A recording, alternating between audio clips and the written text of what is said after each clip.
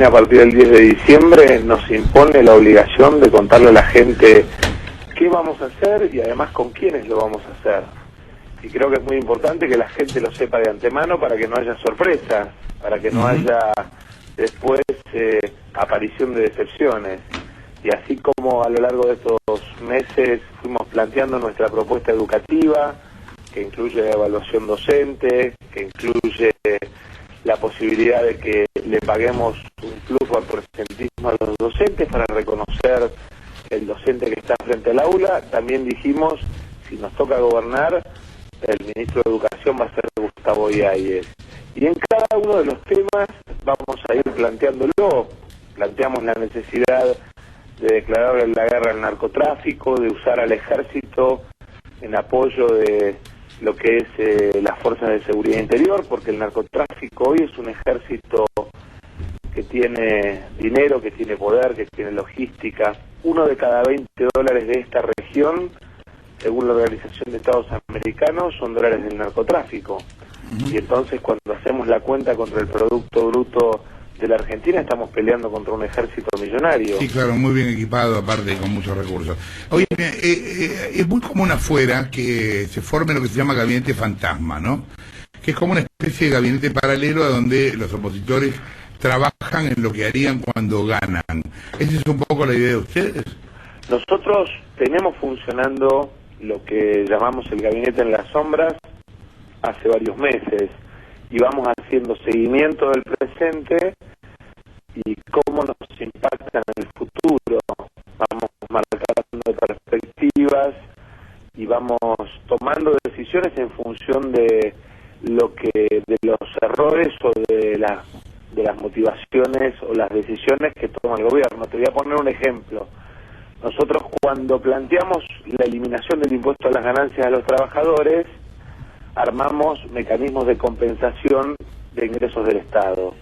Hace menos de 2 meses la AFIP cambió la forma de liquidar impuestos, sobre todo el IVA, de lo que son los impuestos de los laboratorios extranjeros. Y entonces eso hizo cambiar la valoración económica que hacemos respecto de cómo podríamos recaudar en función de cobrarle como corresponde el IVA a los laboratorios extranjeros.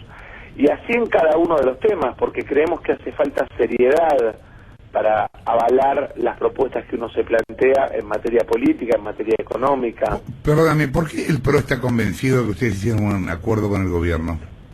No, yo creo que es me contaba de la Sota que ayer le pidió verlo Macri, y Macri mismo le dijo que él no creía eso y que no opinaba lo mismo que lo que habían dicho. Creo que tiene que ver con algún nerviosismo de algunos dirigentes de segunda línea por... Yo estoy viendo acá una nota a Marcos Peña en El Cronista que dice: Massa tiene que explicar lo que habla con Aníbal Fernández en San Fernando. No, me crucé en un aeropuerto, todos saben qué pienso. Yo no sé qué piensa este chico, pero al que le entraron en la casa con un agente de inteligencia es a mí, no a él. Así que claramente los que tuvimos coraje y decisión para frenar el sueño de Cristina Eterna, sufrimos un poquito más que simplemente decir o hacer declaraciones en los diarios. Pues es que llama la atención eso porque cuando empezó la campaña, en general, vos eras como el peor enemigo del gobierno, porque de alguna manera habías sido tropa propia y te habías abierto, y ellos te percibían a vos como más enemigo que Macri. Y pero es además, curioso que ahora se diga esto. Pero además tiene que ver, te vuelvo a repetir, tiene que ver con un crecimiento nuestro en las encuestas, tiene que ver con que se ha desnudado una realidad, que es que en segunda vuelta nosotros le podemos ganar al kirchnerismo. Yo ayer estaba viendo, ayer nosotros difundimos esa encuesta. Contame, ¿hay más de una? ¿De quién son? Mirá, nosotros vimos Valladares, Ipsos, vimos Rubier, vimos Aragón y vimos obviamente el trabajo propio. ¿Y en todas les da que ustedes ganarían un eventual balotaje con Darcioni? En todos los escenarios de esos encuestadores aparece la medición de la encuesta en segunda vuelta con 2 escenarios hipotéticos, y está claro que lo que desnuda la aparición de la idea de que nosotros le ganamos le podemos ganar al kirchnerismo en segunda vuelta y Macri no, es la imposibilidad de captar o de capturar el voto útil.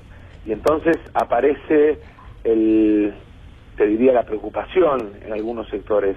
Pero yo volvería a llamar a la tranquilidad, a la calma, a la responsabilidad, porque el 26 de octubre, terminada la elección, todos vamos a necesitar construir acuerdos de políticas de Estado, acuerdos parlamentarios.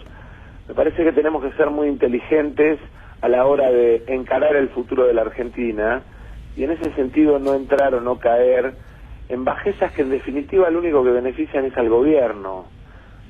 Yo tengo la tranquilidad de saber que el 26 de octubre voy a ir a buscar un acuerdo con todas las fuerzas políticas para que en la Argentina haya imprescriptibilidad de los delitos de corrupción, para que en la Argentina haya pena mínima de 5 años de la corrupción y el delito esté tipificado, para que haya pena de hasta 30 años para la corrupción, y me parece para que haya juicio de residencia, para que el que se siente el 10 de diciembre en la función pública tenga que explicar su patrimonio cuando se sienta y de ahí en adelante, y no cuando se va. Claro, Massa, pero buenos días, Maru Dufar te saluda. Hablabas recién del balotaje y de la posibilidad, digamos, de ganar en esa instancia. Ahora, la pregunta es, también siguiendo algunas encuestas, ¿cómo haces, o sea, para en lo que queda, en el mes de campaña que queda, para meterte en ese balotaje y que ese lugar no quede para Macri o que en otra instancia quede Scioli como ganando en primera vuelta? Mira, entre 2 y 3 de cada 10 votantes van a definir su voto en este último mes. Si mis propuestas son serias, si mi equipo de gobierno es serio, si tenemos la capacidad de transmitirle tranquilidad a cada jubilado, de cómo vamos a poner en marcha el 82% móvil desde el 1 de enero, si tenemos la capacidad de contarle a cada uno de los productores o de los empresarios pyme cómo vamos a encarar la rebaja del 30% de la presión impositiva en la Argentina, seguramente la gente nos va a elegir y nos va a poner en la segunda vuelta. Sí, Massa, pero depende del trabajo, la seriedad y el esfuerzo que hagamos de acá al 25 de octubre. Esas son, digo, el equipo, las propuestas, ustedes siempre se han caracterizado justamente por esto de las propuestas. El equipo de gobierno, las propuestas, las consignas fueron parte de la campaña también para las PASO y el Frente Renovador quedó en el tercer lugar, aún teniendo una puja interna, digo, en los votos de los dos quedaron en tercer lugar. ¿Qué cambió en el escenario totalmente para...? distinto, Maru. ¿Qué cambió? Con un escenario en el que hasta el 9 de agosto todos daban por descontado que en realidad había una pelea de dos. Yo te pondría al revés. El 9 de agosto desnudó que lo que se intentó polarizar y construir como un escenario de dos terminó siendo un escenario de tres. Y creo que a partir de esa posibilidad que nos dio la gente el 9 de agosto es que estamos consolidando no solamente nuestra propuesta, sino nuestro contacto con la gente y nuestra mejoría en la relación con la gente. Hoy ningún encuestador deja de reconocer que lideramos todas las encuestas en materia de imagen y eso tiene que ver con haber respetado al votante. Ahora, vos endureciste tu discurso hacia el gobierno de una manera mucho más concreta. ¿Pensás que por eso subiste? Sin duda, sin duda. El haber sido mucho más claro, el decirle sin miedo a la gente que sepan que si me toca gobernar, el que tenga que ir preso va a ir preso, que vamos a la imprescriptibilidad de los delitos de corrupción, que no tenemos miedo en denunciar que hoy la plata de los jubilados se está usando para otra cosa y que los jubilados en la Argentina podrían cobrar perfectamente el 82% móvil. Ahora, Sergio, plantear que el impuesto a las ganancias es un robo y que vamos a eliminar ese robo, creo que nos ha llevado a que la gente no solamente valorara nuestro coraje, por decirlo de alguna manera, sino que también prestar atención a nuestra propuesta de una manera, diría, más receptiva. Ahora, Sergio, la pregunta tiene que ver con esto que planteaba el PRO hace algunos días. Diego Leuco te saluda, ¿cómo estás? ¿Cómo te va? Entre algunos de los argumentos que ponía, por ejemplo, Patricia Bullrich en la carta que hizo pública, y hablo de ella porque fue la que hizo la carta pública, decía que algunos candidatos del Frente Renovador, como el caso de Facundo Moyano, ella no lo nombró, pero sabemos que se refiere a él, por ejemplo, había dicho que ante un eventual balotaje entre Macri y Scioli, él iba a votar por Scioli. ¿Ese es el espíritu del Frente Renovador, digamos? ¿Ustedes coinciden con esa mirada en ese escenario? Mira, hoy todos los candidatos del Frente Renovador y todos los militantes y todos los dirigentes del Frente Renovador tienen muy claro que en el balotaje van a tener que trabajar el doble porque estamos trabajando para estar en el balotaje, para estar en la segunda vuelta. Y en una eventual segunda vuelta la discusión la vamos a dar sobre las propuestas también, porque el otro gran problema, y recién escuchaba el pase entre Marcelo y Jorge, el otro gran problema es el silencio de los candidatos. Nosotros planteamos, por ejemplo, en la lucha contra el narcotráfico, la extinción de dominio, el uso de las Fuerzas Armadas acompañando a las fuerzas de seguridad. Nos animamos a plantear que vamos a usar al ejército acompañando a las fuerzas de seguridad interior para copar los barrios donde hoy está el narcotráfico, tomando y manejando la realidad de los barrios. Y la verdad es que no escuchamos propuestas del resto de los candidatos. El silencio en materia de propuestas de la mayoría de los candidatos es aterrador. Pero ¿qué pasó, Sergio, en este último tiempo que si había un acercamiento todos podíamos suponer que iba a ser entre Macri y vos y que finalmente el PRO está acusando que el acercamiento es entre Scioli y vos? ¿Hubo algo? ¿Cambiaron las relaciones entre vos y Mauricio Macri? ¿Cambiaron las relaciones entre vos y Daniel Scioli? ¿Sigue todo igual? ¿Qué fue lo que pasó en este último tiempo? No cambió nada. El tema es que no cambió nada, ni para un lado ni para el otro. Nosotros trabajamos para ganar la elección y estar en la segunda vuelta. El problema es creer que porque tenés buen diálogo no vas a dejar o vas a dejar pasar cosas que son obvias. ¿Cómo voy a dejar pasar un hecho de corrupción? La corrupción es mala, tenga el color político que tenga.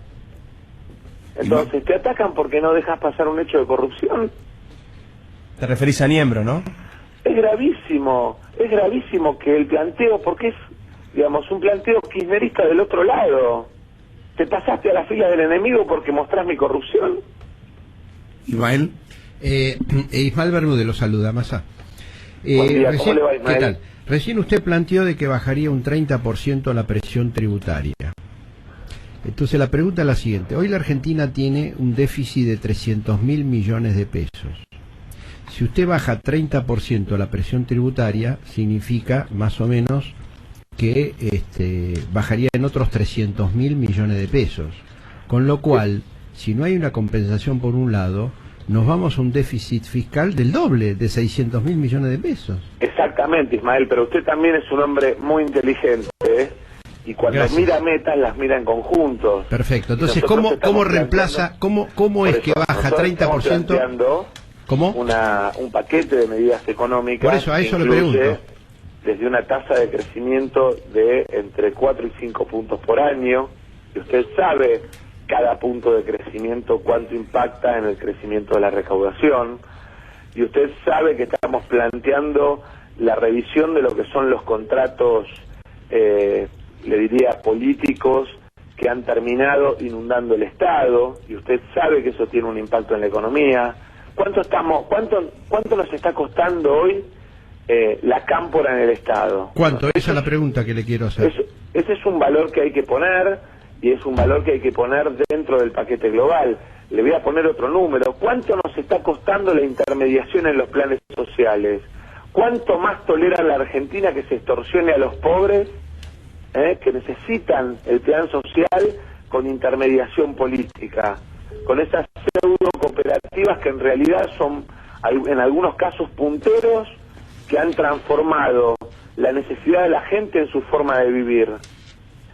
El tema es tomarse el trabajo de área por área del gobierno, ser serio, buscar buena administración, buscar responsabilidad y eficiencia en lo que es la administración del gasto público, sin que eso signifique sacrificio para un sector, sino esfuerzo entre todos para poner al país nuevamente en marcha. Pero por eso la pregunta es, ¿ustedes tienen identificados recortes equivalentes más o menos a 300.000 millones de pesos? Porque al mismo tiempo ustedes quieren un déficit fiscal cero. Claro, en 4 años, Ismael. Sí, lógicamente. No es de un día tomar para... una tasa de crecimiento de entre 4 y 5 puntos por año. ¿Y por qué vamos a crecer 4 y 5 puntos por año? Porque usted tiene algunos sectores de la economía que tienen un nivel de retraso en la inversión que es producto de la falta de reglas. Le voy a poner un ejemplo. Nuestra proyección, y está claro, y hoy uno de los diarios lo plantea, que tal vez la mayor fortaleza de nuestro espacio es precisamente el equipo económico, no solamente por el liderazgo de Roberto Labaña, sino por Nadine Argañarás, por Aldo Piñanelli, por Martín Redrado, por Ricardo Delgado, por todos los economistas, por Guillermo Nielsen, por todos los economistas que forman parte de nuestro equipo. Y yo le diría, nosotros tenemos ahí proyectado un paquete de crecimiento que incluye que en el sector telecomunicaciones, por la falta de inversión en el espectro, usted va a tener crecimiento, pero además por el desarrollo y evolución